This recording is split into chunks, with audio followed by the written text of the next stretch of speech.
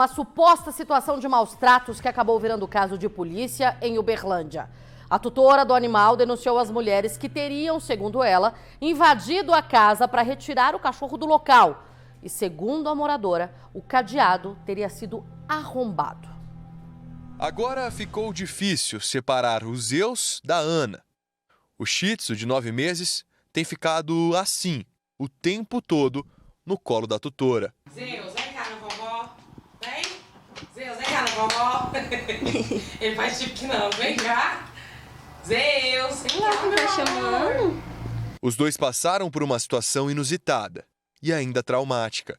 No início da semana, Ana estava no trabalho quando recebeu uma ligação do marido dizendo que o Zeus teria desaparecido. Eu trabalho das 4 às 7 da noite e meu esposo chegou em casa e sentiu falta dele. Aí ele me ligou: Ana, você levou o Zeus para algum lugar? Ele tá na avó dele, que é minha mãe, em algum lugar? Eu falei: não, ele ficou em casa.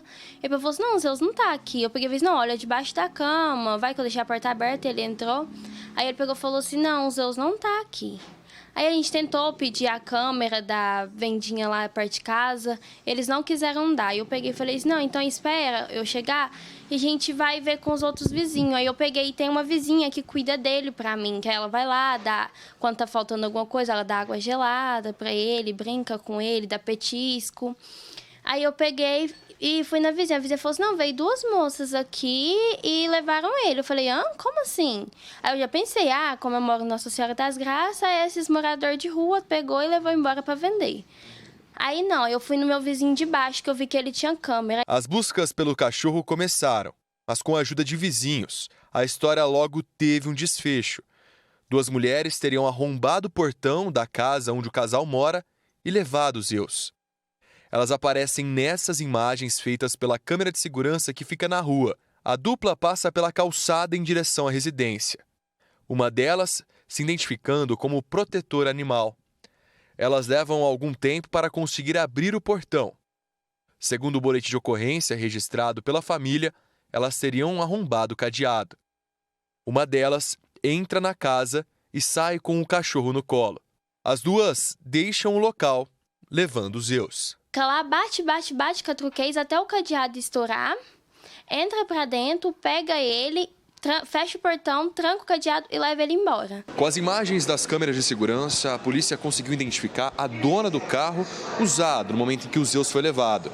Eles entraram em contato com ela e ela veio até esse posto e devolveu o animalzinho para a família depois de mais de 7 horas de angústia. Ele tem apenas 9 meses, eu peguei ele tinha 30 dias, ele não tinha nem desmamado ainda, e eu fiquei desesperada. Falei: pronto, porque eu considero ele como meu filho mesmo, até apesar que eu te falei, né, na avó dele, a gente considera ele como uma criança nossa.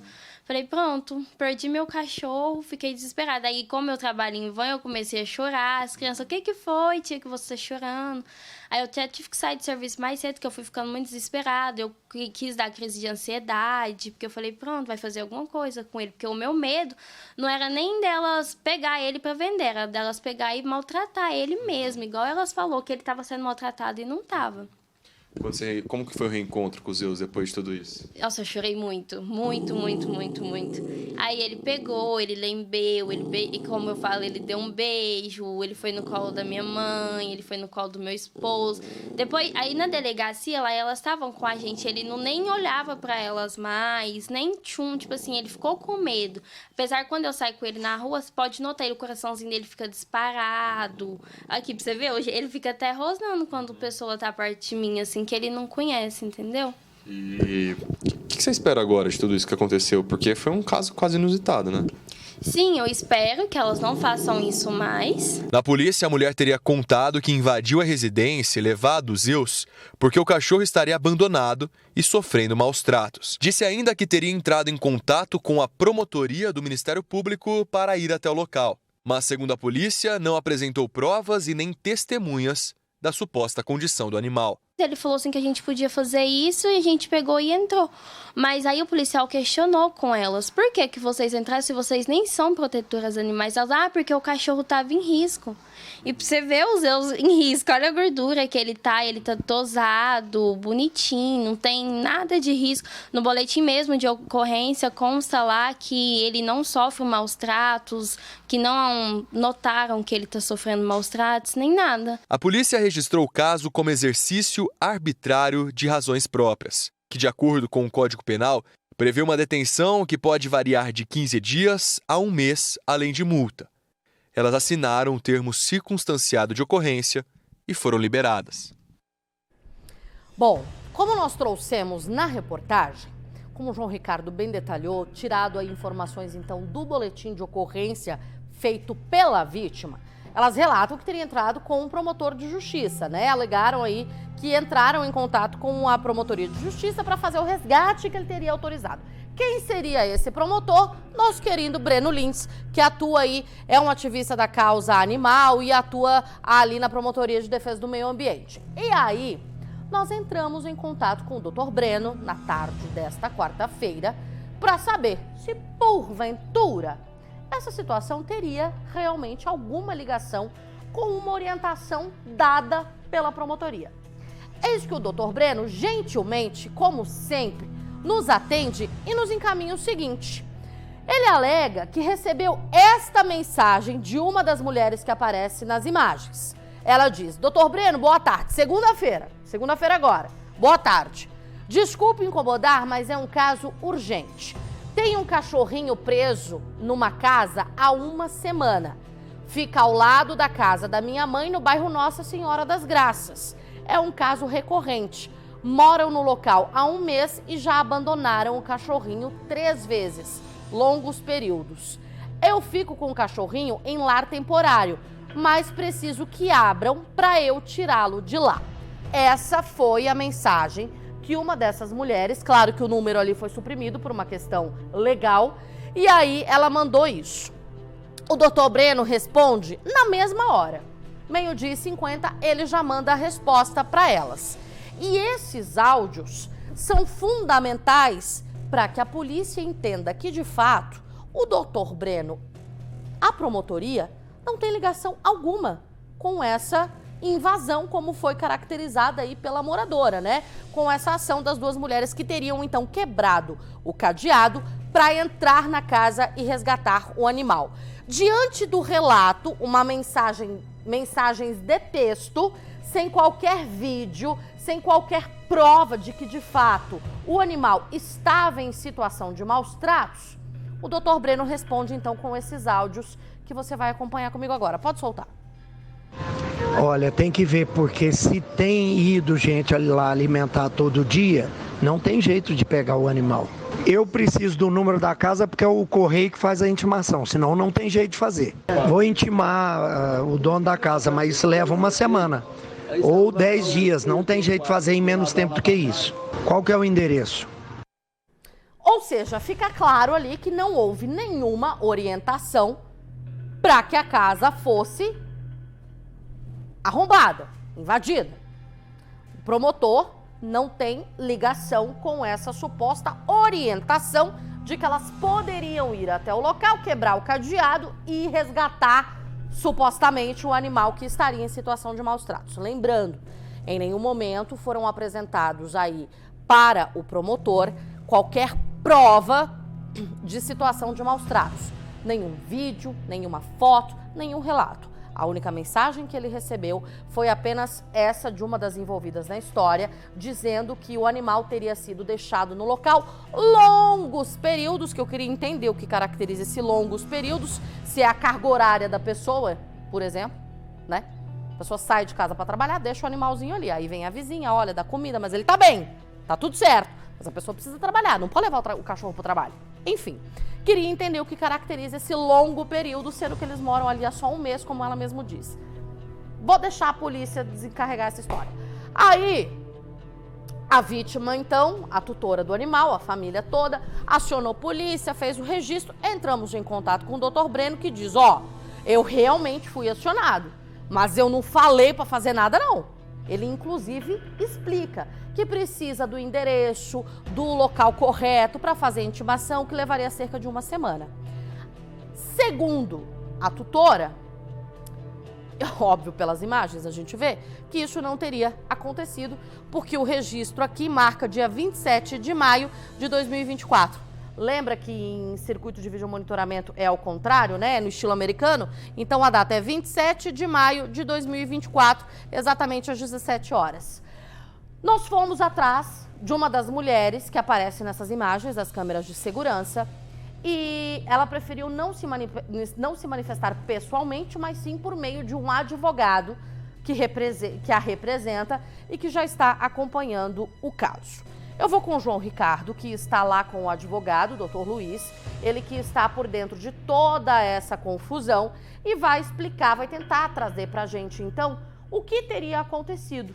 Porque essas ativistas animais, elas também têm direito à defesa. O bom jornalismo preza isso, que todos possam ser ouvidos.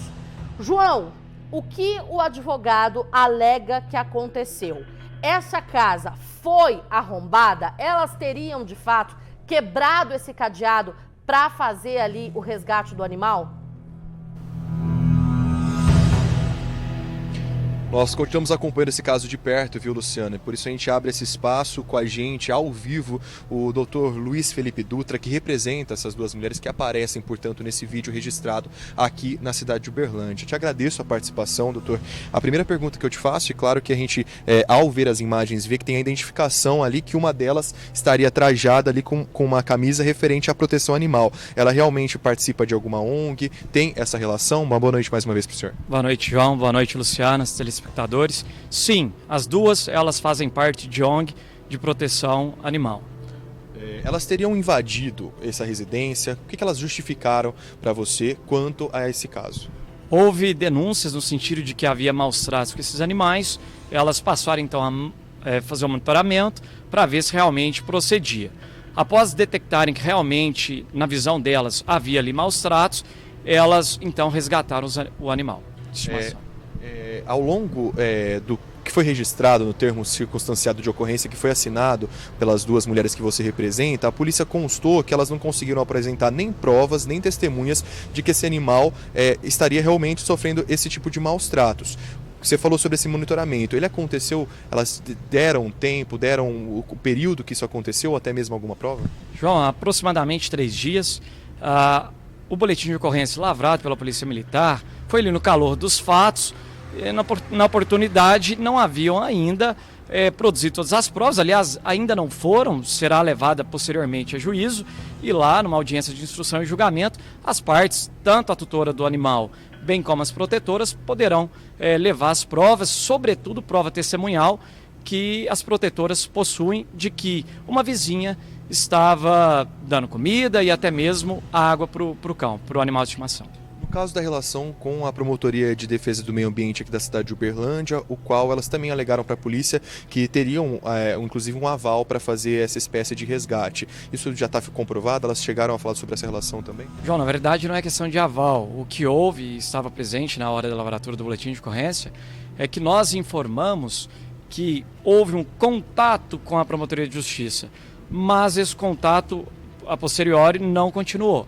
E aí houve todo o desdobramento. Mas não foi um aval, foi uma simples comunicação ao promotor de meio ambiente. Mesmo diante dessa situação, claro que agora cabe à Justiça esclarecer esses fatos, não é à toa que agora todas essas pessoas envolvidas, elas serão mais uma vez ouvidas pela Justiça, esse termo que foi assinado como compromisso, inclusive pelas duas mulheres que o doutor representa, mas elas ainda assim podem responder pelo crime de terem invadido ali o local, é um crime conhecido ali, traduzindo, justiça com as próprias mãos. Elas estão cientes disso? Elas relataram alguma coisa referente a essa situação? João, na verdade, no aspecto criminal, nós temos que deixar os telespectadores todos cientes de que a conduta em tese praticada por elas acreditavam que estava amparada pela Constituição Federal, que garante que qualquer pessoa possa adentrar em qualquer domicílio, dentre outros casos, quando houver situação de flagrante delito. E se isso for constatado, esses maus tratos, que é um crime, seria flagrante delito,